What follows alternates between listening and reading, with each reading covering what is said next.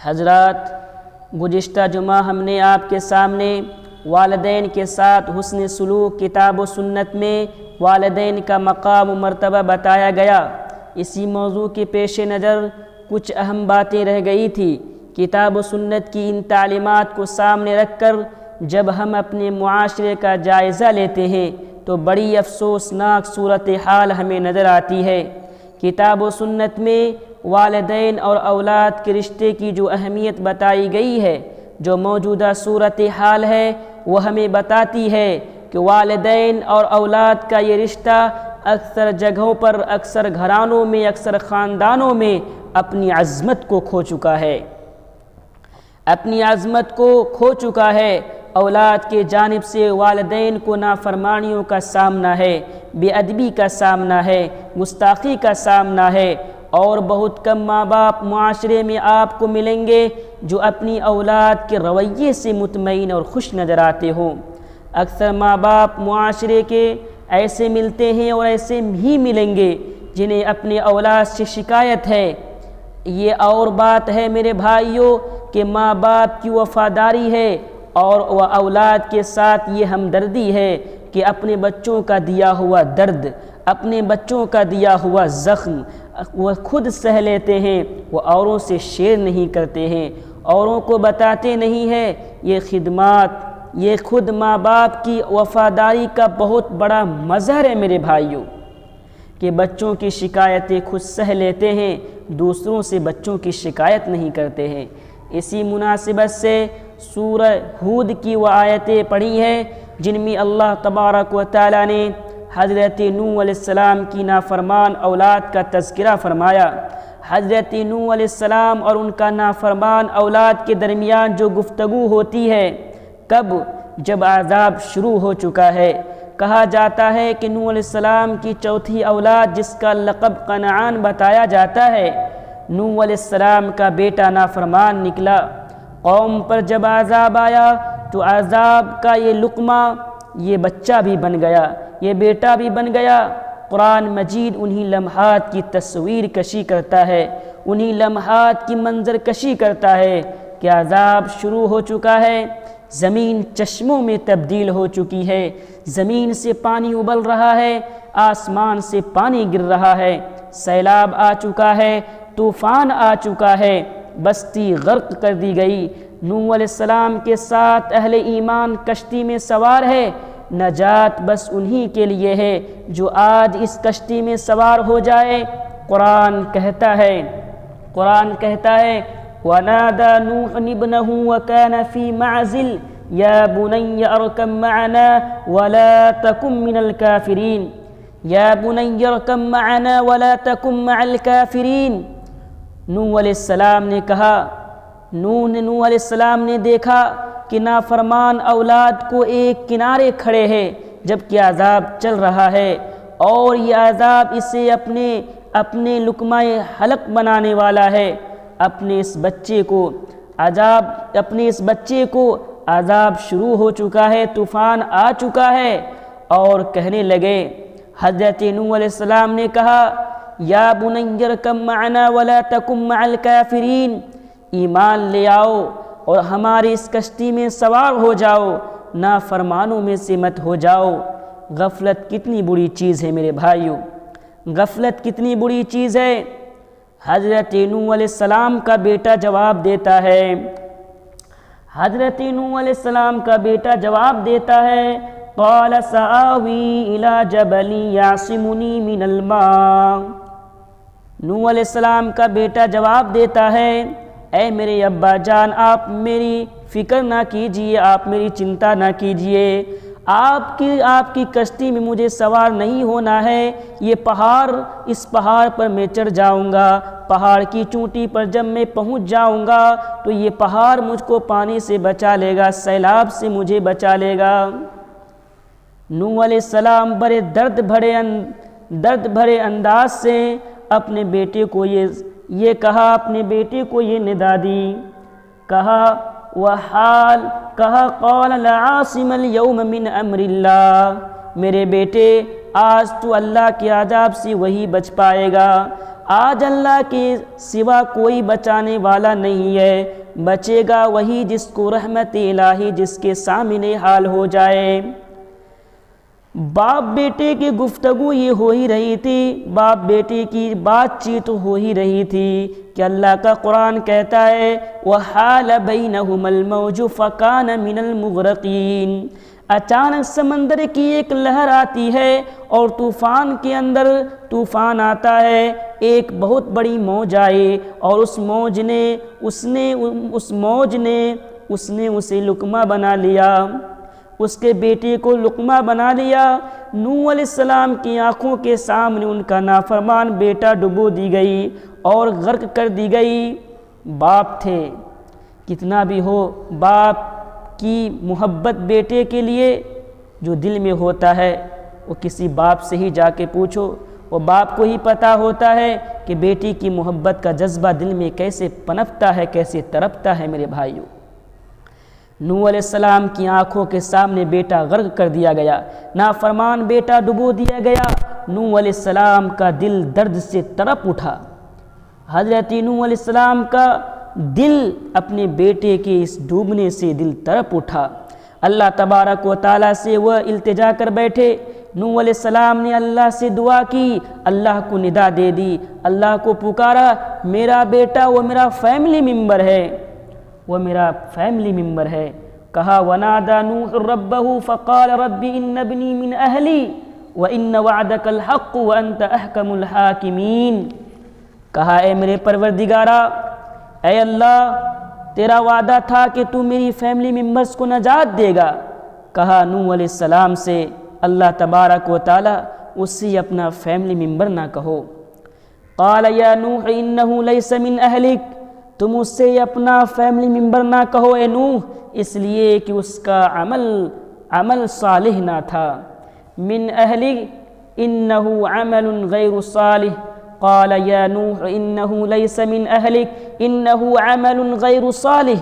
کہا نوح سے اپنا فیملی ممبر نہ کہو اس لیے کہ اس کا عمل صالح نہ تھا، وہ نیک نہیں تھے، اس کا عمل اچھا نہیں تھا، وہ تمہارے صالح اولاد نہیں ہے، اس نافرمان اولاد کو فیملی ممبرز نہ کہو۔ میرے بھائیوں، لہذا تمہیں جس چیز کا علم نہیں ہے فلا تسألنی ما لیس لک بہ علم، لہذا تمہیں جس چیز کا علم نہیں ہے اس سلسلے میں مجھ سے سوال نہ کرو، اے نوح میں تمہیں نصیحت کرتا ہوں۔ فلا تسألنی ما لیس لک بہ علم انی اعیذک ان تکون من الجاہلین، اے نوح میں تمہیں نصیحت کرتا ہوں ایسے سوالات کر کے تم نادانوں میں سے نہ ہو جاؤ۔ نوح علیہ السلام فوراً اللہ تبارک و تعالیٰ کی بارگاہ میں معذرت چاہی، کہا قال رب انی اعوذ بک ان اسألک ما لیس لی بہ علم وإلا تغفر لی وترحمنی اکن من الخاسرین۔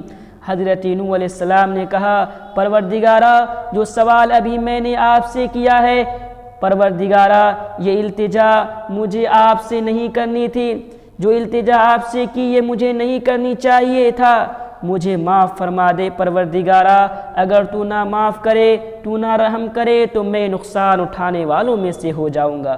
حضرات، یہ ایک مثال ہے جو قرآن مجید ہمارے سامنے پیش کرتا ہے۔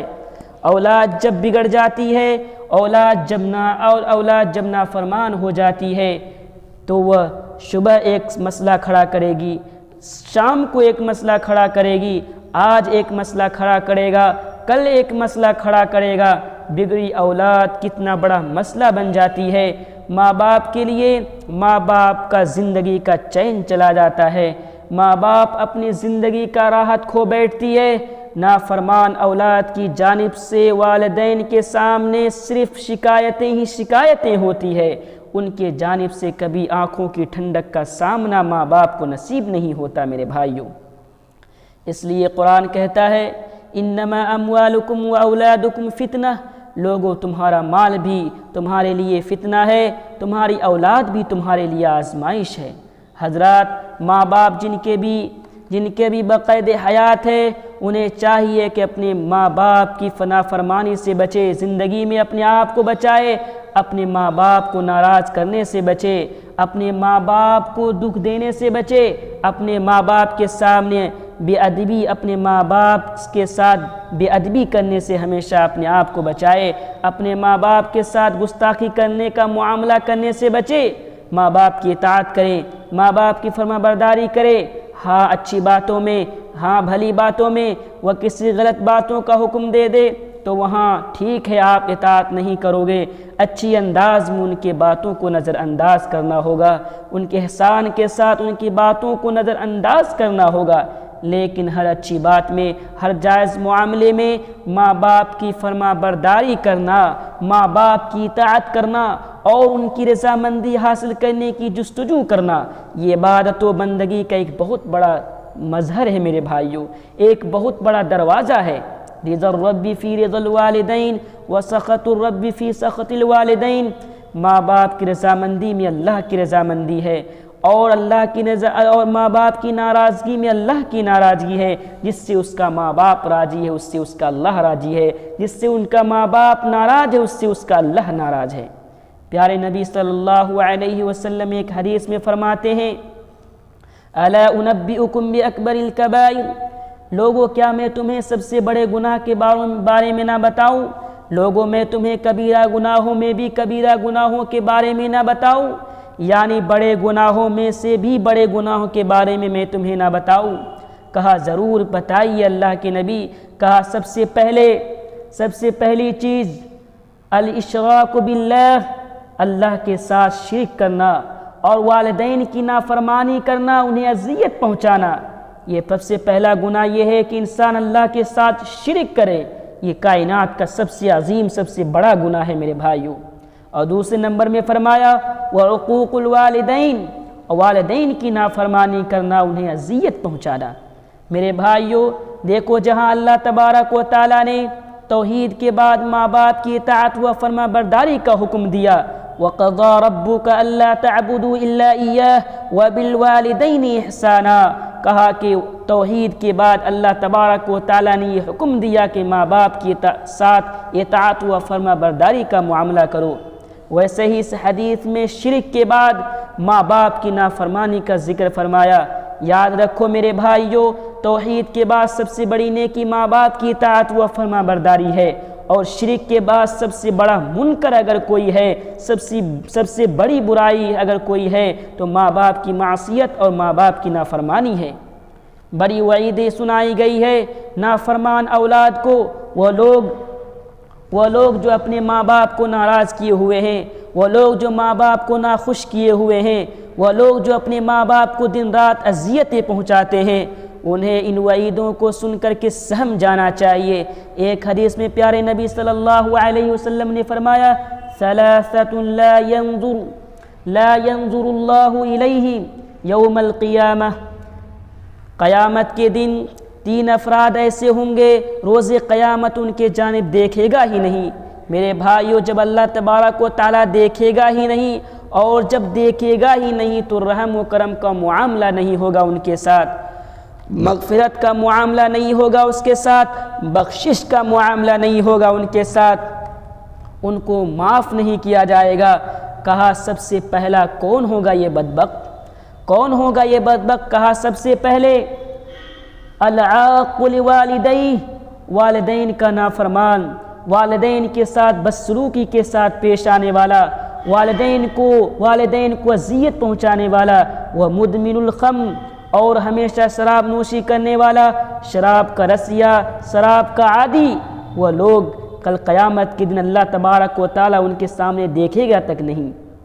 والمنان وعطاہ، اور احسان کر کے احسان جتلانے والا۔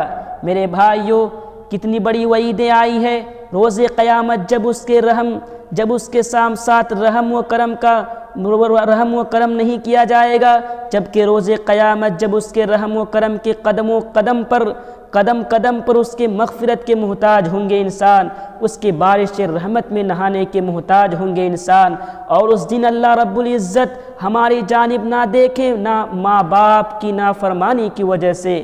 نسائی کی ایک اور حدیث میں پیارے نبی صلی اللہ علیہ وسلم نے ہمیں اور آپ کو یہ تعلیم دیا، کہا لوگو وَثَلَاثَةٌ لَا يَدْخُلُونَ الْجَنَّةِ، کل قیامت کے دن 3 قسم کے لوگ جنت میں داخل ہی نہیں ہوں گے۔ پہلا شخص العاق لوالدیہ، والدین کا نافرمان، انہیں اذیت پہنچانے والا۔ دوسرا والدیوث، جو بے غیرت شوہر، بے غیرت مرد جس کے گھر میں بدکاری ہو رہی ہو اور اسے خاموش تماشائی بن کر دیکھتا رہتا ہو، یہ دیوس، یہ بے غیرت شوہر، یہ بے غیرت مرد۔ اور تیسرے نمبر پہ فرمایا والرجیلہ، اور وہ عورت جو مردوں جیسی وضاقت اپناتی ہے، ان سے مشابہت اختیار کرتی ہے۔ یاد رکھو میرے بھائیوں، یہ کتنی بڑی وعیدیں ہیں۔ یہ تین قسم کے لوگوں کو اللہ تبارک و تعالی جنت میں داخلہ ہی نہیں فرمائے گا۔ یاد رکھو میرے بھائیوں، خاص طور پر ماں کے سلسلے میں شریعت نے ہمیں اور آپ کو جو تعلیم دی، شریعت نے ہمیں اور آپ کو یہ تعلیم دیا کہ باپ پھر بھی مرد ہے، اس کے پاس قوت برداشت ہوتی ہے۔ یہ ہمیں ماؤں کے سلسلے میں اللہ تبارک و تعالیٰ نے شریعت نے ہمیں اور آپ کو یہ نصیحت دی ہے کہ فرمایا کہ ماں کا 3 گنا باپ سے درجہ بھی بڑا ہے۔ لیکن پہلے پیارے نبی صلی اللہ علیہ وسلم نے جو ہمیں اور آپ کو تعلیم دیا، کہا کہ باپ پھر بھی مرد ہے، اس کے پاس قوت برداشت ہوتی ہے، وہ تمہارے بہت ساری شرارتیں برداشت کر لے گا۔ ماں کا دل بڑا نازک ہوتا ہے، ماں بڑا ہی نرم دل مزاج ہوتا ہے، بہت نرم مزاج ہوتی ہے، اس کا دل بہت جلد ہی ٹوٹ جاتی ہے۔ اس لیے کہا ماں کا جذبات کا بڑا لحاظ رکھنا۔ ایک حدیث میں پیارے نبی صلی اللہ علیہ وسلم فرماتے ہیں ان اللہ عز وجل حرم علیکم حقوق الامہات ووعد البنات ومنع وہات۔ کہا اللہ تبارک و تعالیٰ نے تمہارے اوپر ماں کی نافرمانیوں کو حرام کر دیا ہے، ماں باپ کی اور خصوصاً ماں کی نافرمانیوں کو حرام کر دیا ہے۔ ماؤں کے ساتھ ہمیشہ فرما برداری کا معاملہ کرو، ماؤں کا نافرمانی نہ کرو۔ میرے بھائیوں، اللہ نے ماؤں کی نافرمانیوں کو تم پر حرام کر دیا ہے۔ ووعد البنات، بچیوں کو زندہ دفن کرنے کو اللہ نے تمہارے اوپر حرام کر دیا ہے۔ ومنع وہات، صرف لینے کا مزاج اور دینے کا مزاج نہ ہو، اس مزاج سے بھی اللہ تبارک و تعالیٰ نے منع کیا ہے۔ ایک صحابی پیارے نبی صلی اللہ علیہ وسلم کی خدمت میں حاضر ہوا اور کہنے لگا اے اللہ کے رسول میں گواہی دیتا ہوں کہ اللہ کے سوا کوئی معبود برحق نہیں ہے۔ اے اللہ کے رسول میں گواہی دیتا ہوں کہ اللہ کے سوا کوئی معبود برحق نہیں ہے اور آپ اللہ کے رسول ہیں، اور میں دن رات میں 5 وقت کی نمازیں پڑھتا ہوں، اپنے مال کی زکوٰۃ میں سے، اپنے مالوں میں سے زکوٰۃ ادا کرتا ہوں، اور جب رمضان آتا ہے تو رمضان کے روزے رکھتا ہوں۔ پیارے نبی صلی اللہ علیہ وسلم نے فرمایا من مات على هذا كان مع النبيين والصديقين والشهداء يوم القيامة۔ کہا کہ جو شخص اس طرز عمل پر مرے، توحید و رسالت پر اس کا ایمان ہو، مال ہے تو زکوٰۃ نکالتا ہو، رمضان کے روزے رکھتا ہو، جو اس طرز عمل پر مرے وہ مر کر انبیاء، صدیقین اور شہداء کے صف میں اٹھایا جائے گا۔ شرط کیا ہے؟ شرط یہ ہے کہ ما لم يعق والديه، ایک نمازی، روزے دار، ایک صدقہ و خیرات کرنے والا، ایک توحید و رسالت کا اقرار کرنے والا، اگر دخول جنت میں اس کے لیے کوئی بڑی رکاوٹ ہے وہ ماں باپ کی نافرمانی ہے، یہ شخص جنت میں جائے گا۔ شرط یہ ہے کہ اپنے ماں باپ کی نافرمان نہ رہا ہو دنیا میں، اپنے ماں باپ کا نافرمان نہ رہا ہو دنیا میں۔ اللہ اکبر، اللہ اکبر، یہ کتنی بڑی وعیدیں ہیں۔ سمجھانا چاہیے ہر انسان کو، ڈر جانا چاہیے ہر انسان کو، اپنا محاسبہ کرنا چاہیے ہر انسان کو، اور اپنا محاسبہ کر کے ماں باپ کے ساتھ اپنے رویے کو، اپنے معاملے کو درست کرنا چاہیے ہر انسان کو۔ میرے بھائیوں، پیارے نبی صلی اللہ علیہ وسلم نے ہمیں اور آپ کو فرمایا میرے بھائیوں، ماں باپ کے ساتھ خدمت کرنا، ماں باپ کے ساتھ حسن سلوک کے ساتھ پیش آنا، یہ دنیا اس دنیا کے اندر بھی جذبہ خدمت اللہ تبارک و تعالیٰ ایسے مقام کے اوپر پہنچاتا ہے جس کا آپ تصور بھی نہیں کر سکتے میرے بھائیوں۔ اویس قرنی رحمۃ اللہ علیہ کی زندگی کو پڑھو۔ اویس قرنی رحمۃ اللہ علیہ کی زندگی ہمیں اور آپ کو یہی سبق دیتی ہے میرے بھائیوں۔ اللہ اکبر، اللہ اکبر، کتنی بڑی شخصیت تھی، مستجاب الدعوات ہو گئے تھے، ان کی ہر دعا قبول ہوتی تھی، ان کی دعاؤں کو اللہ تبارک و تعالیٰ ریجیکٹ نہیں ہونے دیتا تھا۔ کیسے ملا اویس قرنی کو یہ درجہ، کیسے ملا اویس قرنی کو یہ مقام؟ ماں کی خدمت کی وجہ سے۔ بوڑھی ماں تھی، بیمار ماں تھی، کہا کہ بوڑھی ماں تھی، بیمار ماں تھی جو بستر پر تھی، ماں کی خدمت کی وجہ سے اتنی بڑی قربانی انہوں نے دی۔ بوڑھی ماں تھی، بیمار ماں تھی جو بستر پر تھی، ماں کی خدمت کی وجہ سے اتنی بڑی قربانی انہوں نے دی، اتنی بڑی قربانی انہوں نے دی کہ مدینہ کا سفر نہیں کیا، پیارے نبی صلی اللہ علیہ وسلم سے ملاقات نہ ہو پائی، صحابی نہ بن سکے۔ کس لیے؟ چاہتے تھے کہ صحابی بنے، چاہتے تھے کہ مدینہ جائے، مگر مدینہ جائے تو یہاں یمن میں ماں کی خدمت کون کرے گا؟ ماں کی خدمت میں مصروف رہے۔ پیارے نبی صلی اللہ علیہ وسلم کا انتقال ہو گیا تو صحابی بننے کے صف سے محروم ہو گئے۔ لیکن اللہ کے نزدیک یہ جذبہ خدمت اور ماں کی یہ اطاعت و فرما برداری کا جذبہ یوں قبول ہوا کہ وہ مستجاب الدعوات ہو گئے، اور پیارے نبی صلی اللہ علیہ وسلم کی حیات طیبہ میں، پیارے نبی صلی اللہ علیہ وسلم کی زندگی میں آسمان سے وحی آئی تھی، اور آپ صلی اللہ علیہ وسلم نے صحابہ کی ایک مجلس میں اویس قرنی رحمۃ اللہ علیہ کا تذکرہ فرمایا تھا۔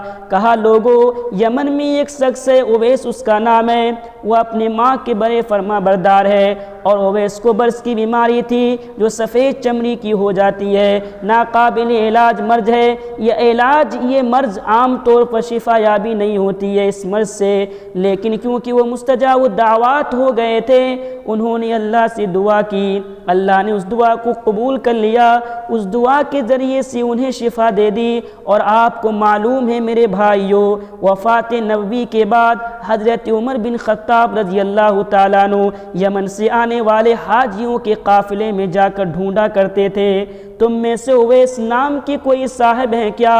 بالآخر عہد فاروقی میں 1 سال اویس قرنی حج بیت اللہ کے لیے آ ہی گئے۔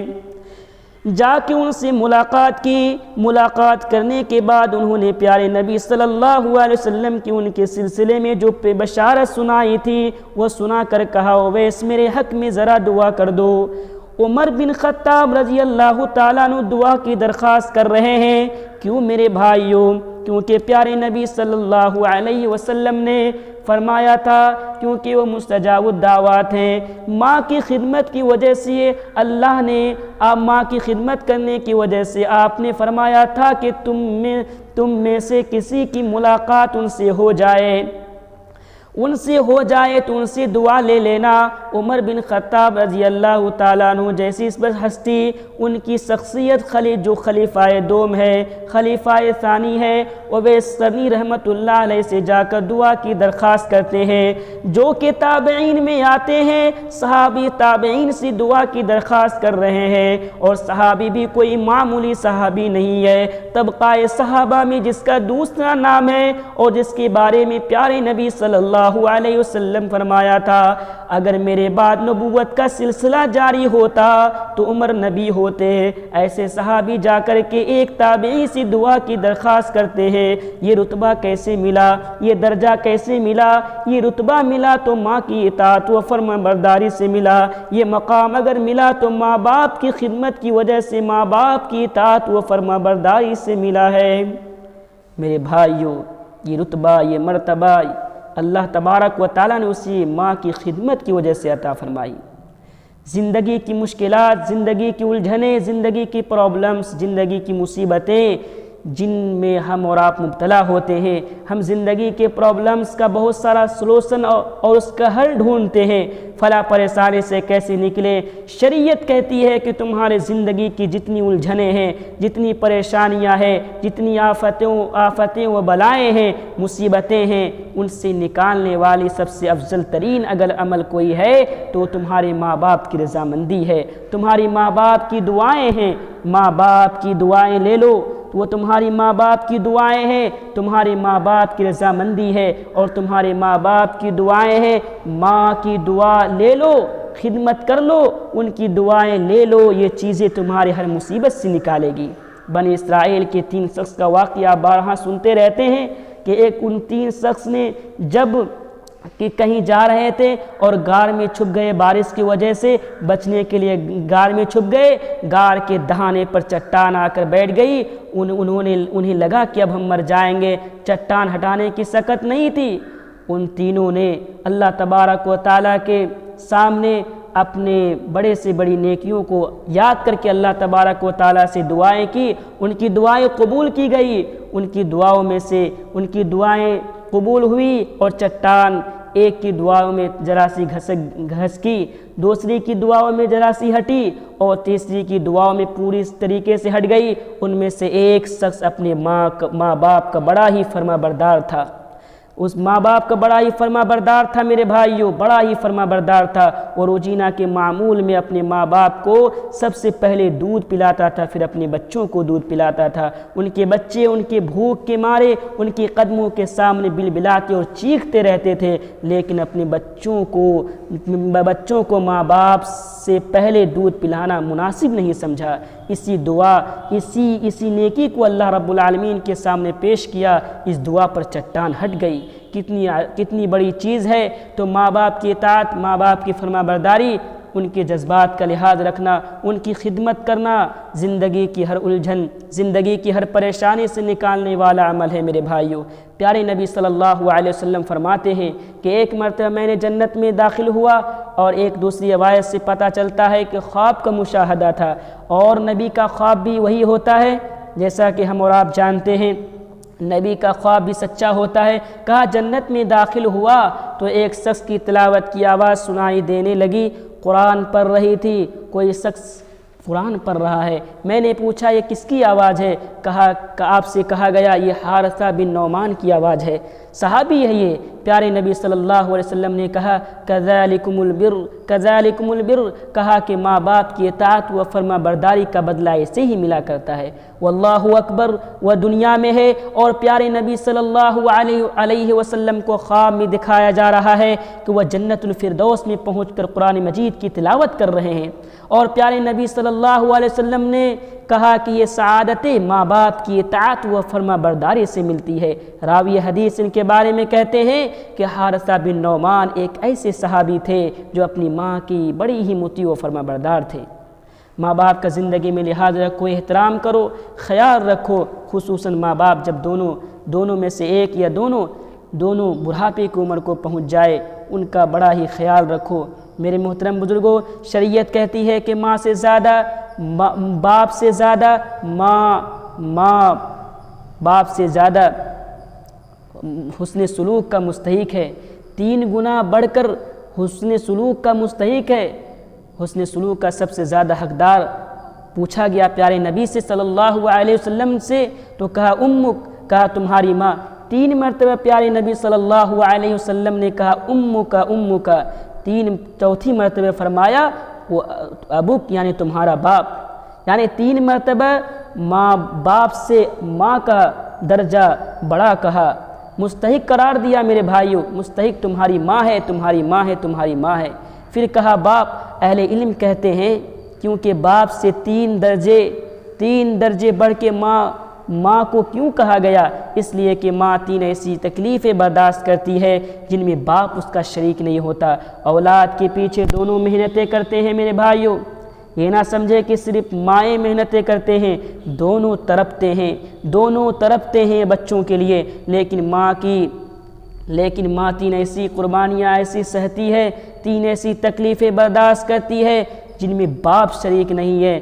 پہلی تکلیف حمل کے 9 مہینے، حمل کے 9 مہینے پیٹ میں اٹھائے رکھتی ہے۔ حمل کے یہ ایام خصوصاً آخری مہینے بڑے دکھ درد کے ہوتے ہیں۔ اللہ کا قرآن کہتا ہے حملتہ امہ کرہا ووضعتہ کرہا، انسان کو اس کی ماں نے دکھ پر دکھ سہتے ہوئے اٹھا رکھا، درد سے درد سہتے ہوئے اپنے پیٹ میں سنبھالے رکھا۔ یہ 9 مہینے حمل کی تکلیف صرف اور صرف ماں اٹھاتی ہے، جس میں باپ شریک نہیں ہے۔ دوسری تکلیف ڈیلیوری کی تکلیف ہے، ولادت کی تکلیف ہے۔ ایسا درد، ایسی تکلیف ہے، بسا اوقات عورتیں موت کے منہ میں جا کر واپس آتی ہے۔ یہ تکلیف بھی صرف ماں برداشت کرتی ہے۔ اور تیسری تکلیف ڈیلیوری اور ولادت کے بعد رضاعت کا مرحلہ، دودھ پلانے کا مرحلہ، دن کیا رات کیا، نیند کیا، اس کی نیند نہیں، رات اس کی رات نہیں، اس کا آرام نہیں، اس کا چین نہیں۔ بچے کی ولادت کے بعد ماں کا مقصد زندگی عبادت کے بعد اس بچے کی نگہداشت اور پرورش ہو جاتی ہے۔ اس لیے کہا 3 بار تکلیفیں ایسی ہیں جو صرف ماں برداشت کرتی ہے۔ اس لیے پیارے نبی نے کہا ماں ماں ماں۔ سچ کہیں میرے بھائیوں، دنیا میں ماں کی ممتا سے بڑھ کر کوئی خلوص نہیں ہے۔ ماں کی ممتا سے بڑھ کر خلوص کا کوئی درجہ نہیں ہے، وفاداری کا کوئی درجہ نہیں ہے، ایثار و قربانی کا کوئی درجہ نہیں ہے، ہمدردی و غمخواری کا کوئی درجہ نہیں ہے، خلوص کا کوئی درجہ نہیں ہے۔ جو خلوص ماں کی ممتا میں ہے، ماں کی محبت میں ہے، کوئی اور رشتے میں نہیں ہے۔ جو محبت ماں کی محبت کی گہرائیوں میں ہے، ماں کی ممتا میں ہے، وہ گہرائی کسی اور میں نہیں ہے۔ جو غمخواری و ہمدردی ماں کی ممتا میں ہے، وہ غمخواری و ہمدردی دنیا کے کسی رشتے میں نہیں ہے۔ میرے بھائیوں، اس لیے میں آپ کے سامنے بڑے ہی ادب کے ساتھ گزارش کروں گا کہ حضرات، خوش نصیب ہے وہ لوگ جن کے ماں باپ زندہ ہیں، سعادتیں آپ کے سامنے ہیں، سرخ روئی آپ کے سامنے ہیں، کامیابیاں آپ کے سامنے ہیں، سعادت مندیاں آپ کے سامنے ہیں۔ اب آپ کا اپنا ارادہ، آپ کا اپنی مشیت، آپ کی اپنی کوششیں کس قدر ان سعادتوں سے اپنے آپ کو مالا مال کرو گے۔ افسوس ہوتا ہے موجودہ دور میں ماں باپ کے ساتھ جو سلوک ہوتا ہے۔ میں اللہ تبارک و تعالیٰ سے دعا گو ہوں کہ رب العزت سے دعا کرتا ہوں کہ اللہ تعالیٰ مجھ کہنے والے اور آپ سبھی سننے والوں کو زندگی میں اپنی والدین کا احترام، ادب، اطاعت و فرما برداری اور خدمت کرنے کی توفیق عطا فرمائے۔ وآخر دعوانا الحمدللہ۔